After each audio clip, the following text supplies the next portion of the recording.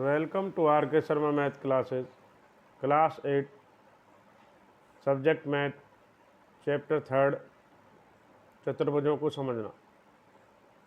आज हम कक्षा 8 में चैप्टर 3 चतुर्भुजों को समझना स्टार्ट कर रहे हैं। तो लेट्स स्टार्ट द क्लास। तो सबसे पहले हम इंट्रोडक्शन भूमिका से स्टार्ट करते हैं। तो आइए गाइस, जैसे कि आपको पता है चतुर्भुजों को समझना, तो इस चैप्टर में हम चतुर्भुजों के बारे में डिस्कस करेंगे। आज का हमारा जो टॉपिक है वो 3.1 एक्सरसाइज को कंप्लीट कराना है, बेसिक से लेके उसके क्वेश्चनों को हल करने। तो इसमें देखते हैं, आप जानते हैं कागज़ समतल है, एक प्रतिरूप है। कागज़ एक समतल का प्रतिरूप है, यानी कि एकदम फ्लैट है। जब कागज़ से पेंसिल को हटाइए और इन बिंदुओं को आपस में जोड़िए, तो अकेले बिंदुओं को छोड़कर आकृति किसी भी प्रकार का भाग अनुरेखित किए बिना एक समतलीय वक्र प्राप्त होता है। तो ये समतलीय वक्र की परिभाषा है। तो आगे बढ़ते हैं।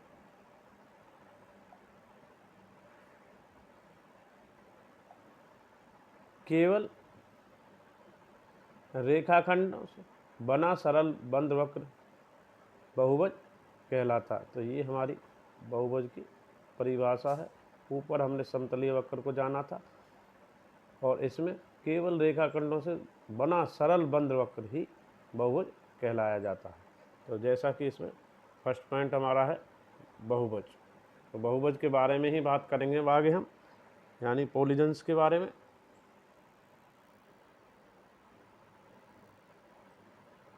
तो अगला टॉपिक हमारा आ रहा है उत्तल और अवतल बहुभुज।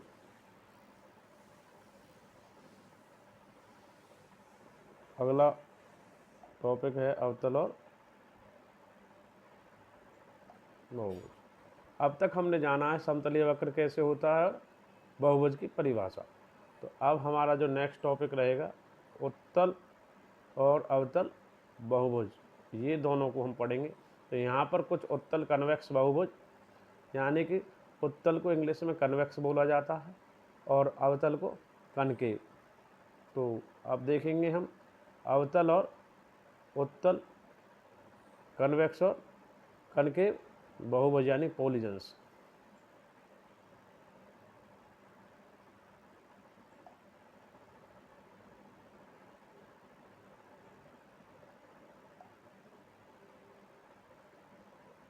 जो आकृतियां हैं बंद हैं और उभरी हुई हैं, ये इधर साइड वाली, ये सभी हमारी उत्तल की हैं। और जो आकृतियां बंद हैं और अंदर धसी हुई हैं, ये आकृतियां हमारी हैं अवतल। ये सभी अवतल की हैं और ये सभी आकृतियां किसकी हैं? उत्तल की। यानी कि जो बंद आकृतियां हैं और बहुभुजों द्वारा बनी हुई हैं और उभरी हुई हैं बाहर की तरफ, वो होती है हमारी कन्वेक्स बहुभुज यानी उत्तल। और जो अवतल होती हैं वो अंदर धसी हुई होती हैं, ये हमारी होती हैं अवतल बहुभुज। तो ये दोनों में अंतर रहता है। आगे बढ़ते हैं अपना नेक्स्ट।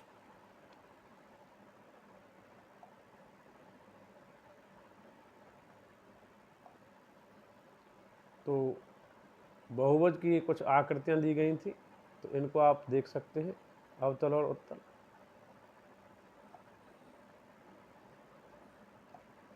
इनको नोट करें।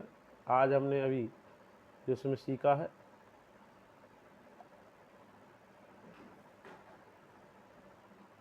समतलीय वक्र बहुभुज और उत्तल और अवतल बहुभुज।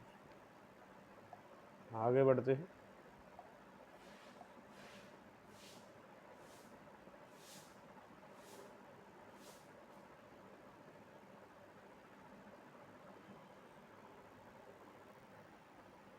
नेक्स्ट टॉपिक हमारा रहेगा, अगला टॉपिक सम और विषम बहुभुज हमारा रहने वाला है। सम और विषम बहुभुज यानी कि रेगुलर और इरेगुलर पॉलीगन्स। तो इसके बारे में हम डिस्कस करेंगे।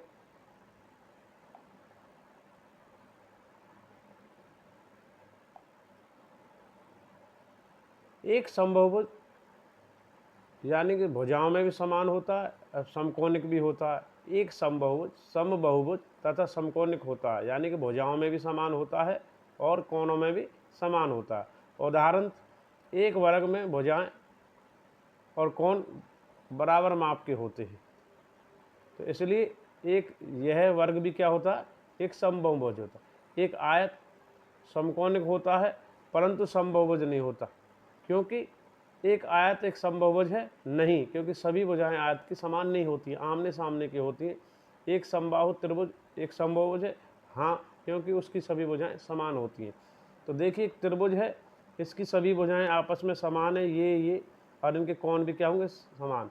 इसी प्रकार ये वर्ग है, तो वर्ग की सभी भुजाएं आपस में चारों भुजाएं बराबर हैं और प्रत्येक कोण भी समान है। इसी प्रकार ये पंचभुज है, इसकी भुजा पांचों आपस में समान है और इसके कोण भी समान हैं। तो इस प्रकार आगे ये जो षष्ठभुज दिया है, 1 2 3 4 5 6, तो इसकी भुजाएं भी समान हैं और इसके प्रत्येक कोण भी आपस में समान है। तो ये जो उदाहरण है, ये उदाहरण ये आपके समबहुभुज यानी कि रेगुलर पॉलीजन्स हैं, आपके समबहुभुज हैं। इधर जो उदाहरण दिए हैं ये विषम पॉलीजन्स के हैं, इर्रेगुलर पॉलीजन। जैसे समकोण त्रिभुज है, इसमें एक 90 अंश का बना हुआ, ये एक पंचभुज है परंतु इसकी भुजाएं बराबर नहीं है। इसी प्रकार आयत है, आयत में देखेंगे आमने सामने की भुजाएं बराबर हैं, ये इससे है ये इसके, पर प्रत्येक को 90 है पर समबहुभुज नहीं है। इसी प्रकार ये भी एक षष्ठभुज है, आमने सामने की भुजाएं बराबर, ये भुजा इसके बराबर, ये इसके बराबर, ये कोण इसके और ये कोण इसके, और ये आमने सामने वाले कोण बराबर है, पर ये आपस में समभुज नहीं है। समबहुभुज वो होता है जिसमें भुजाएं भी समान हो और कोण भी समान हो, उनको हम कहते समबहुभुज यानी रेगुलर पॉलीजन्स। और विषम बहुभुज जिसको भुजाएं और कोण समान नहीं होते, वो होते विषम बहुभुज, इर्रेगुलर पॉलीजन्स। तो इसका फोटो आप ले सकते हैं।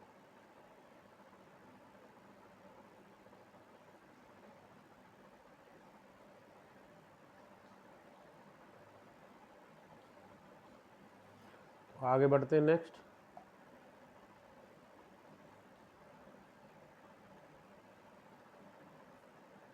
तो यहाँ पे कुछ संकेत हैं, इनके बारे में डिस्कस करते हैं। ये संकेत या ये संकेत उपयोग बराबर लंबाई के वाले रेखाखंडों को दर्शाता है, यानी कि ये 2 बार जो होता तो ये इस भुजा के बराबर है और ये वाला इस भुजा के बराबर है। तो हम आगे समबहुभुज पढ़ेंगे सबसे पहले और उनके चतुर्भुजों की कुछ आकृतियों के बारे में डिस्कस करेंगे, ठीक है। तो आगे बढ़ेंगे हम एक्सरसाइज 3.1 पे। अभी तक हमने क्या जाना है, एक बार रिकैप करेंगे। अभी तक हमने समतलीय वक्र, बहुभुज, उत्तल और अवतल बहुभुज के बारे में जाना है, इनकी आकृतियों के बारे में। इसके बाद हमने समबहुभुज और विषम बहुभुज के बारे में जाना है। अब हम अपनी जो एक्सरसाइज है 3.1 को कंप्लीट करेंगे।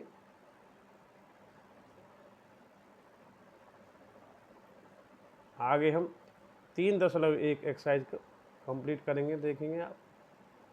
3.1 क्वेश्चन एक्सरसाइज में हमारे 2 प्रश्न रहेंगे। ये पहला प्रश्न है, इसका आप पिक्स ले सकते हैं। 3.1 एक्सरसाइज में पहला प्रश्न इस प्रकार रहेगा।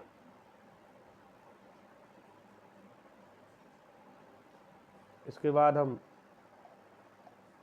इसका दूसरा प्रश्न दिखाते हैं 3.1 में। ये इसका दूसरा प्रश्न रहेगा।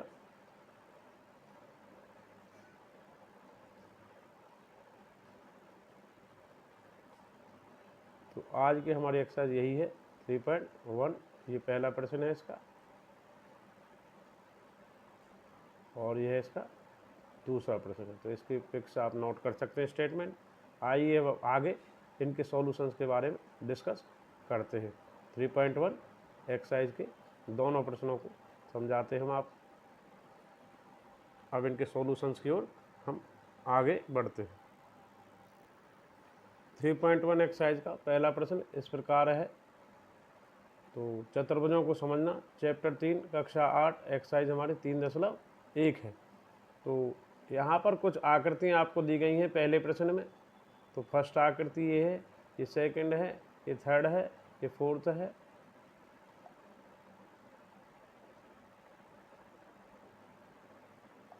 ये फिफ्थ है, ये सिक्स्थ है, ये सेवन्थ है, ये एट्थ है। तो इनको नोट कीजिए। आइए अब इनके हलों के बारे में समझाते हैं। तो यहाँ पर कुछ आकृतियाँ दी गई हैं प्रश्नावली यानी एक्सरसाइज 3.1 में चतुर्भुजों को समझना। आगे बढ़ते हैं। तो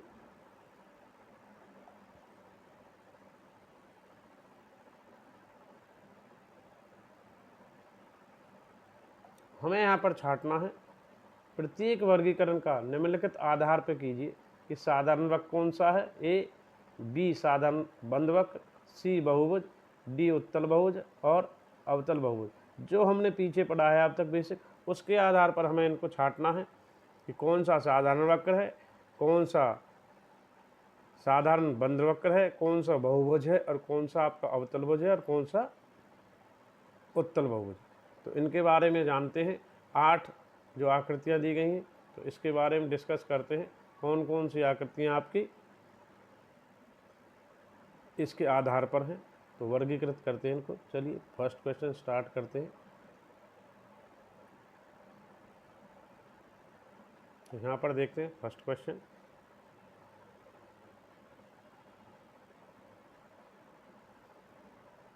साधारण वक्र कौन कौन से हैं। पहले में ये पहली वाली जो आकृति है, ये दूसरी, ये पांचवी, ये छठवीं और ये सातवीं, ये आकृतियाँ हमारी साधारण वक्र हैं। क्योंकि ये बंद हैं तो ये हमारे साधारण वक्र कहलाएंगे। जो आकृतियाँ बंद होती हैं और चाहे वो भुजाओं के द्वारा हैं या चाप के द्वारा हैं, जो बंद आकृतियाँ होती हैं वो हमारे साधारण वक्र कहलाते हैं। तो भुजाओं के द्वारा जो आकृतियाँ बंद होती हैं वो बहुभुज कहलाती हैं। ये हमारा साधारण वक्र है।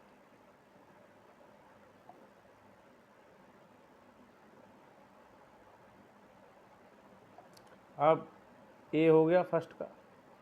अब बी पार्ट, साधारण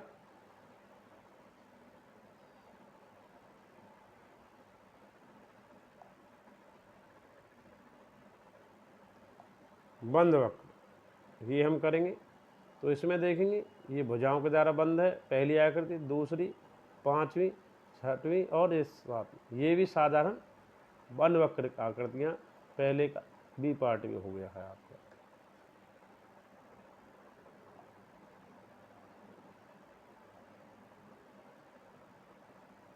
फर्स्ट का सी पार्ट, पहली वाली आकृति। अब बहुभुज कौन कौन से हैं। बहुभुज क्या होते हैं। बहुभुज की परिभाषा आपको बताया था हमने।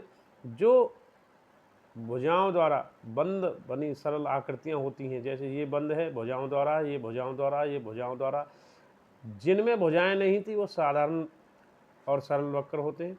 ये जो बहुभुज पोलिजन्स होते हैं, जो भुजाओं द्वारा बंद बनी आकृतियाँ होती हैं, वही पोलिजन्स कहलाती हैं। तो आगे बढ़ते हैं।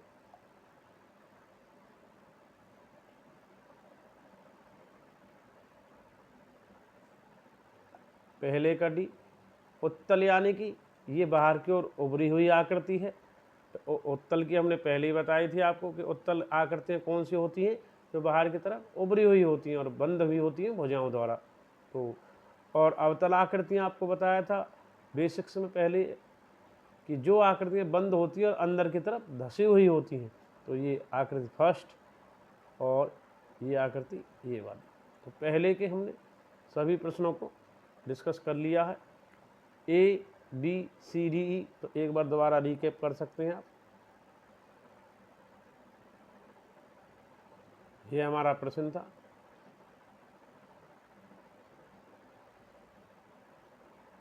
इसमें साधारण वक्र, साधारण बंद वक्र, बहुभुज, उत्तल बहुभुज, अवतल बहुभुज, इनको हमें करना था। ये आकृतियाँ दी गई थी। इसमें साधारण वक्र को छाटा हमने, फिर साधारण बंद वक्र को छाटा है, फिर बहुभुज को निकाला है। उसके बाद हमने डी उत्तल बहुभुज को और ई इसका अवतल बहुभुज को निकाला। तो क्वेश्चन फर्स्ट हमारा 3.1 एक्सरसाइज में क्लियर हो गया। अब बढ़ते हैं नेक्स्ट क्वेश्चन, हमारा क्वेश्चन नंबर 2 की ओर। एक्सरसाइज 3.1 में क्वेश्चन 2 इस प्रकार है, समबहुभुज क्या है? तो एक समबहुभुज का नाम बताइए जिसमें पहला पार्ट यानी फर्स्ट जो भाग है 3 भुजाएं, दूसरा भाग है 4 भुजाएं और तीसरा भाग है 6 भुजाएं हों। तो समबहुभुज क्या होता है? जिस बहुभुज की सभी भुजाएं समान तथा सभी आंतरिक कोण बराबर होते हैं उसे हम समबहुभुज कहते हैं। हमने बेसिक में भी बताया था, जिस बहुभुज की सभी भुजाएं समान और आंतरिक यानी अंदर वाले कोण समान होते हैं। तो फर्स्ट पार्ट, तीन भुजाएं जिस बहुभुज की तीन भुजाएं बहुभुज की भुजाएं समान हो और कोण भी समान, उसे कहते हैं त्रिभुज। उस आकृति का नाम है त्रिभुज। और जिस आकृति में 4 भुजाएं हैं उस भुजाएं उसे कहते हैं चतुर्भुज। पहला त्रिभुज, दूसरा चतुर्भुज।